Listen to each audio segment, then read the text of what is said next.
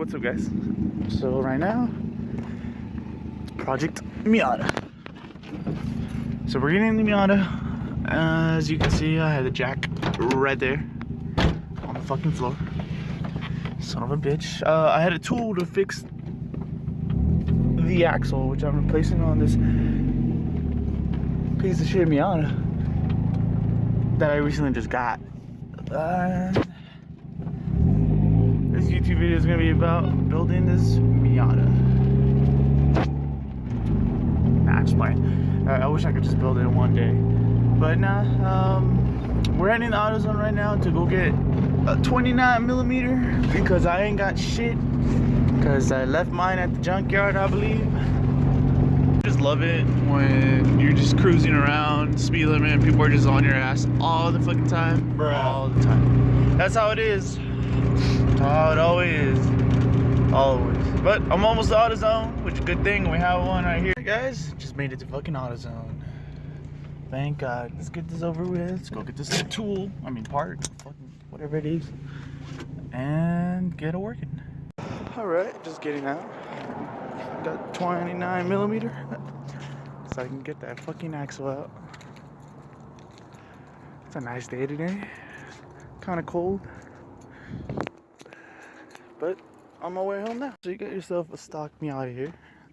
It's time to do the axle. So it's time to jack up from wherever I am. I can't really see. Let's get this done. I really did have the 29mm with me, but I was at the junkyard not that long ago with a buddy of mine, and I have a feeling that we left it there because we weren't paying attention. So at least they rent them at auto parts stores. That's all I care about. Well, the funny thing is that you want to see this. I don't know if you guys can see this, but oh, I don't think you can. But this breaker bar is bent because AutoZone. Don't buy parts from AutoZone. I highly recommend do not. Tools or parts. Not trying to bash too hard, but I just learned from experience. So I'm gonna get this started. Here, if you really cannot do this just from your hands, I recommend using the pull or the bar or whatever you want to call this from the jack and use it as extra leverage, especially when it's this long from one of those 2-ton jacks. And make sure not to strip your bolt because then it's game over.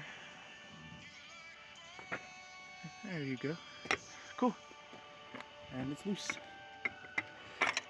There's a 29mm in there. I recommend breaking it. Oh yeah, and when you have a stock bolt, it's gonna have this kind of like a lock. All you do is get like a screwdriver or like a chisel or something and break it off from this hole so you can take it off, or else it's not gonna work. But time to take off the wheel and jack the car up. Alright, once you have your wheel off, the easiest thing I want to do is either take this off and let it hang down, or take this one up, or take it off and pull it up so I can get this axle out. And to get it out, you just gotta take off those 4 screws that are up there. But first, you're gonna have to take off the screws first. Can't talk, I don't know why. And then once those screws are off, it should just be able to slide out, and that's it, easy as that. And then from there, I'm gonna have to figure it out from there. So I'll see what happens. So we're under the car, and these are gonna be 14mm. Took me a while to figure that out. And by playing with this axle, honestly, I feel like I really hope I don't have to replace these. I feel like I don't, but I hope I don't. It's gonna be a pain in the ass to find another one. Oh, well, actually I got one, but it's an LSD differential that I want to try to get, but not now. But why? I really hope it's just you, buddy, because the hub was bent, rim was bent. I feel like this was pushed back and damaged this bearing, this part of the hub, but I really hope it's not the differential. Well, let's see what happens. Next thing I gotta do, and is I got the ones on the top, but they were at the bottom. So what I do, well, what you gotta do is release the e-brake, get a hammer, or get your hand, depending on how like a bitch of it is to move around. Good thing I have an open diff, because my other tire's on the ground. But you just either grab it, spin it until the other ones are on the bottom, or get a hammer, spin like this. But this is gonna take me real quick. It's not gonna be that long. Alright, once you get all four out and the washers, make sure to put them in a place you won't lose them anywhere. But let's see if this works out. Alright, once those 4 bolts are out, I'm gonna do the method I was talking about. I'm gonna take off this bottom one and see if it just slides up and just slides right out, puts right back in. I highly recommend getting a rubber mallet, not just regular fucking hammer, because you're gonna bend some metal. What I do is I stick a screwdriver right here and start hammering it until it all goes out. I mean, self-explanatory. Everybody should understand this part. But yeah, see how it goes. I hope it goes pretty easy. Ugh. Don't forget about that bolt. Gotta take off that bolt so the axle just slides out. The driver's side is mostly easier than the passenger side. I've always had problems with the passenger side, and I've always seen videos about people having problems with the passenger side. It could just be seized inside the hub. And then there's videos I had to take out seized axles. I wouldn't do it. I just replace the hook. Nah, I'm just playing. I would try to figure it out. I'm broke. Alright, let's continue the work. There's a possibility that I will probably have to get a new differential. But that's the old one. That's the new one. This was not supposed to come out. This was supposed to stay inside while that popped out. But I guess I'm gonna have to put it back that way. We got rice. That's how it is here. But yeah, this one's really beat up and worn out. I can straight up tell the difference. This is super stiff and clean. Well, let's put this back together. At least some differential fluid didn't come out. Man, that would have been bad. The washer seals, the washer right here, not washer, gasket, whatever. The O-ring seems fine-ish, maybe not. But I'm just gonna put everything back together. Pretty much slipped in pretty easy. Yeah, I just went in, slid in, and now it's just time to put this back in. Honestly, it is better if you take this one out and let it slide down. Don't take this one, because you'll have more trouble trying to slide it in. Now that's my fault. I should have just did this one like I said I was going to. Oh well. It's pretty much done. Just gotta pull everything and pull the bolts back on and see if it just. I hope it's that's fucked up and not the diff. So, okay. See what's gonna happen. Alright, so this wasn't sliding into place like it was supposed to. It wasn't supposed to slide out either. I think it's because I tugged on it too hard and this is. But the old one was too stuck on this one, but what I did was I just gently hammered it in with the end of it. Still would highly recommend a rubber mallet. Don't do it half-assed my way. I'm still probably gonna replace this diff. This guy's giving me a good deal. So I wish it wasn't open diff. See, look at this. Alright.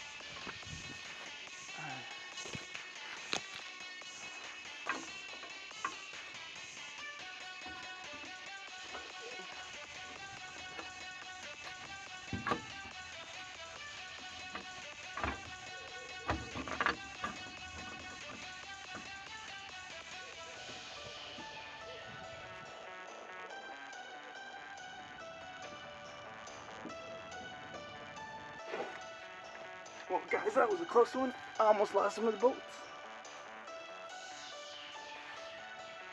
Luckily, I did it.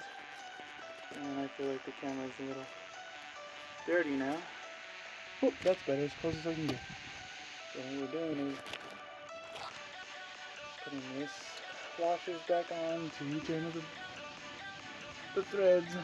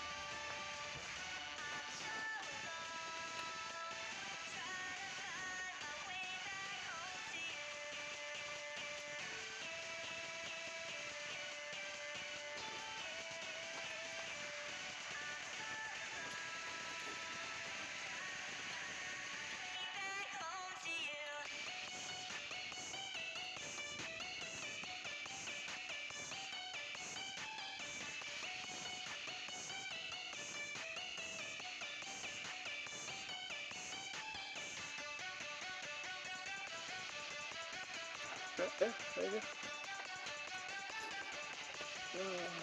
You're just gonna have to tighten these up. Bottom, release the brake, spin it. I got the torque down as well. I had too many problems with that torque shit down. And a lot of people have done too.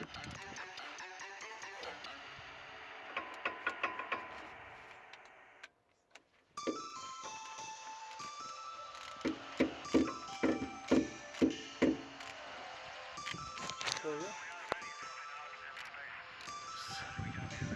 Tighten these up and it should be good. This is the ratchet way I do it. My ratchetness. You got a 21 over here, 17 over here, and then these two are 14. So I'm pretty much putting it back together. I'm using a dog bone, I know, and then I'm using the breaker bars because that's the 21 I have that you use for your lug nuts. And I'm pretty much just gonna torque this down, and everything should be good. And that, how I torque this down is what I do is I like to spin this all the way around so it's tight enough until it goes back to right there. Or just do it the torque spec. But I like to be safe. Either way works. But yeah, pretty much done here. Can't wait to drive it and hopefully it rides better. Torque down. I believe I lost the lug nut, but I put it up here. I feel like it went through the chair. I'm not 100% sure, but let's torque this bitch down.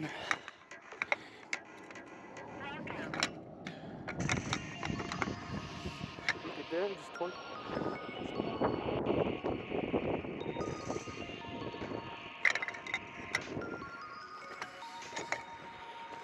Oh, it's close enough.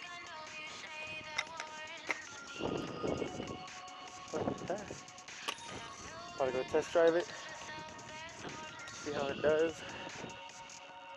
Really hope it does better. But try this out. So I believe it was the axle. It's not hopping anymore. It's not bouncing. It's not vibration anymore. Yeah, it was the axle. Sweet. I'm so glad that I got rid of that. That noise and that feeling was so annoying, especially at high speed. It's just constantly bumping around. Yep. Well, got the top down on a nice day. But thanks for watching, guys. I'm gonna start posting more. And no, the only problem is that I need a computer and I need to start editing, and I'm gonna get a better camera and tripod. That's the number one thing, is a tripod. So I'm gonna keep y'all updated. I'm gonna start putting some more stuff. We got a steering wheel coming. We got the top that I'm gonna be replacing. The radio that I do not have, we're gonna fix that problem. But let's see how it all goes. All right, guys. Thanks for watching. Have a good one.